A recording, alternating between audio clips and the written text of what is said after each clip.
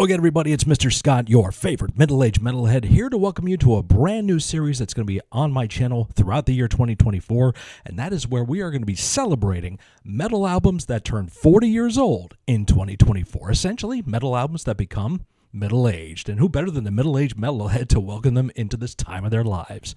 And on this series, we're going to be talking about albums, the songs on that album, and the band in context of the time the album comes out. And to start it all off, here on this episode, if you saw the thumbnail or the title, you know already, it's Ride the Lightning from Metallica, which, you know, full disclosure, is my favorite Metallica album, bar none. So we're going to be talking a lot about this one, and we're going to be listening to a song off this album, too, that was voted on by the official members of the SMF crew. What is that all about, you ask? Go down in the description, because all the information you need to know about that is down there.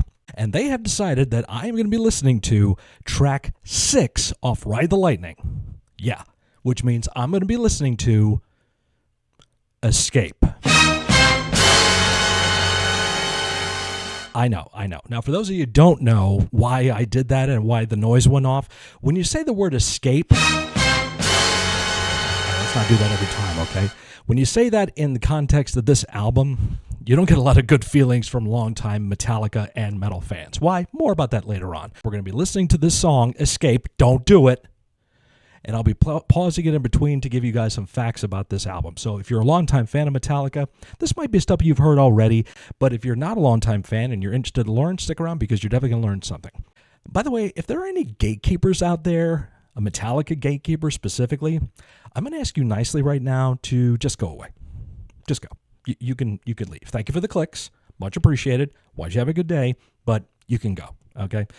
Because I'm sick and tired of hearing about it. I've had to hear about it for so long. I'm tired of hearing about it, and I don't want to read in the comments. Don't want you here. It's that simple. I mean, yes. The band went downhill after the Black Album came out. Of course they did. They did nothing of significance after that. Absolutely nothing. Oh, what? Oh, Dave Mustaine is the greatest songwriter in the history of Metallica? I never heard that before. Wow. Something new here today. And by the way, can we please, as a collective, just stop talking about Jason and Injustice for All, okay? That album came out in 1988. It's 2024, all right? Jason's name is on that album, and I think he's moved on, so there's no excuse for you not to move on too. Let it go. Let's just go, all right? Thanks for sticking around. Bye. Now that we got that out of the way, we're going to be listening to the song, and we're going to be taking some pauses in between so we can give you guys some information about Ride the Lightning. So, my friends, let's welcome Ride the Lightning into the realm of middle-aged and thrill me. You asked for it, you wanted it, here it is. I don't know if anybody asked for it, James.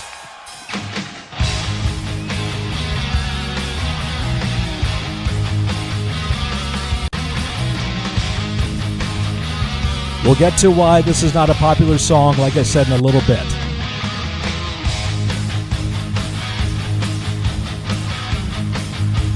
A little gyration side to side. A live performance from the song, too.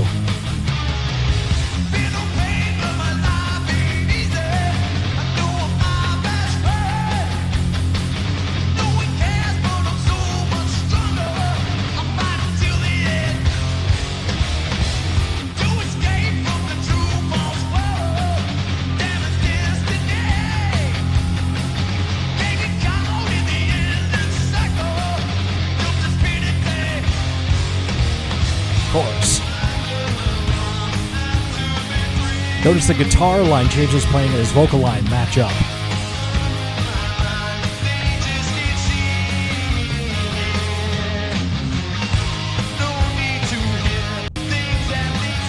And this is a great line to the song, actually. It really is a good one.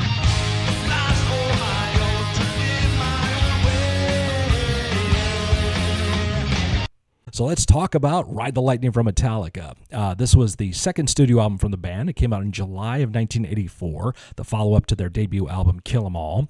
It was recorded in Sweet Silence Studios in Copenhagen, Denmark, which is the home country of the band's drummer, Lars Ulrich. From what I found out, the band was really low on funds at that time. They were pretty much putting everything they had into the recording of that album. They had to stay at the studio while they were recording it for accommodations. Well, actually, I think 3 out of the 4 of them stayed at the studio. I think Lars had a hookup. Go figure. Also a time when they were starting to express themselves more musically, whereas Kill 'Em All, the debut album, was much more raw and aggressive and faster. Overall, here they were starting to develop as songwriters and musicians. They were starting to get out of that mode of listening to the most aggressive stuff they could, heavier bands, and getting into more songs that focused on songwriting. So that's where their changes were happening. They were trying to create mood swings in the songs, like incorporating acoustic work and to make the heavier stuff heavier. And also harmonies, a lot of harmonic type playing in there, which Cliff Burton, their bass player, rest in peace, was instrumental in helping the band develop. Let's get back into it.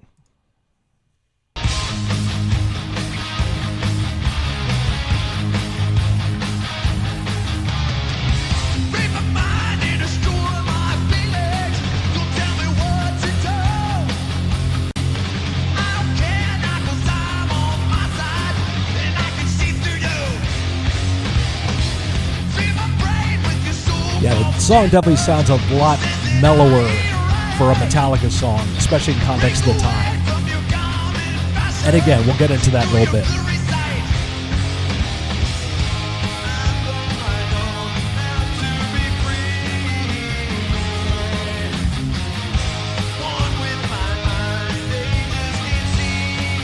I can't tell if Kirk is enjoying this experience or not, or if he's just tired or what.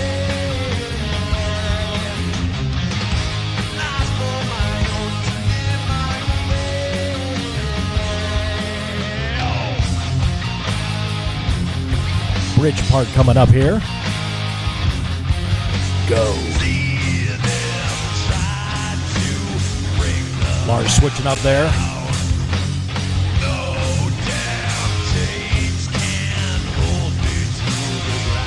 Vocals get very low there. All right, we'll take another break here. More information about the band and the songs on the album, too. As I stated in the previous break, they were starting to incorporate more acoustic lines. Right at the beginning of this album is a song called Fight Fire with Fire, which starts with an acoustic line and then gets really, really aggressive after that. Leads right into the title track of the album, Ride the Lightning, a fantastic song. And then there comes my all-time favorite, For Whom the Bell Tolls, which features one of the greatest bass solo intros in all of metal. I don't want to hear it. You know it's true. It's one of the best of all time. Then the unheard of happens. Metallica writes a power ballad with the song Fade to Black. Starts out with a nice melodic guitar line, and it just builds and builds and builds to this very aggressive, heavy ending to it with a strong message in the lyrics, too. We go to Trapped Under Ice, which is, I think, a very underrated track on this album. It's a great song, aggressive, just has a great vibe to it, and it really incorporates a lot of, the energy from Kill 'Em All into this album here.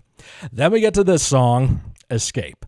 We'll talk about that in a second, but we move on to Creeping Death, one of the best, one of the greatest songs I think the band ever recorded. As a matter of fact, 3 of the songs that I've just mentioned are all still in the live set for Metallica to this very day, For Whom the Bell Tolls, Fade to Black, and Creeping Death.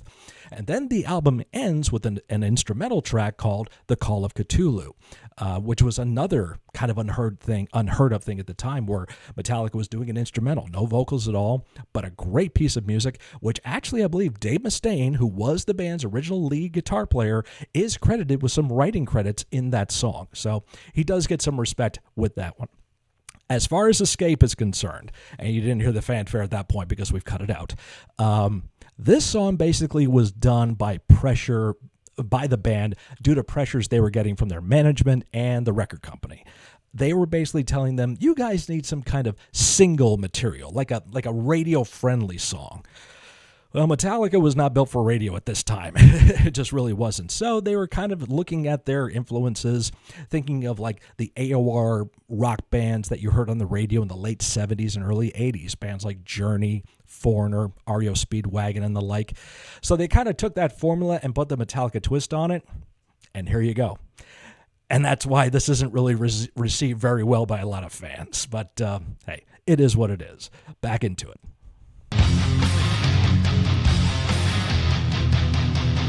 Guitar solo.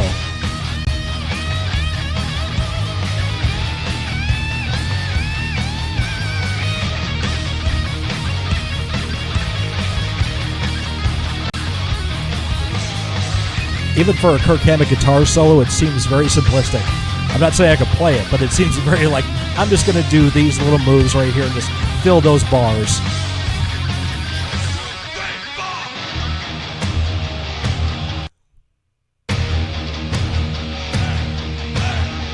Trying a little chant going here, as they love to do live.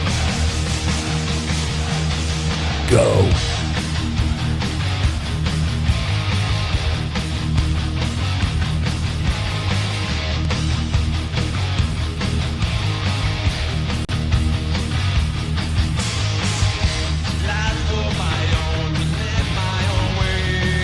This is the end of the song, and on the album it actually fades out. We'll see how they do this here live.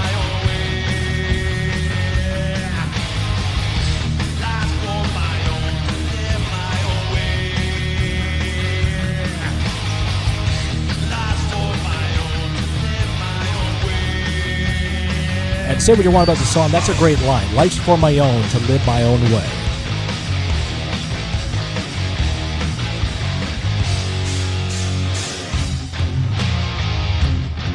Back to the bridge riff right there.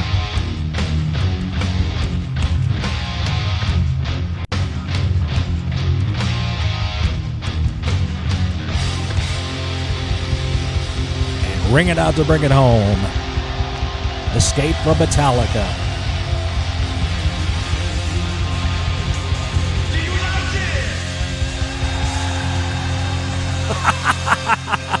it? James, no, you don't like it. There you have it. Escape from Metallica, performed under duress. As a matter of fact, that was the only, I think it is, the only known live recorded performance of that song. Now, put this in context. That concert was 2012. It was the Orion Music and More Festival that was done, I think, in New Jersey.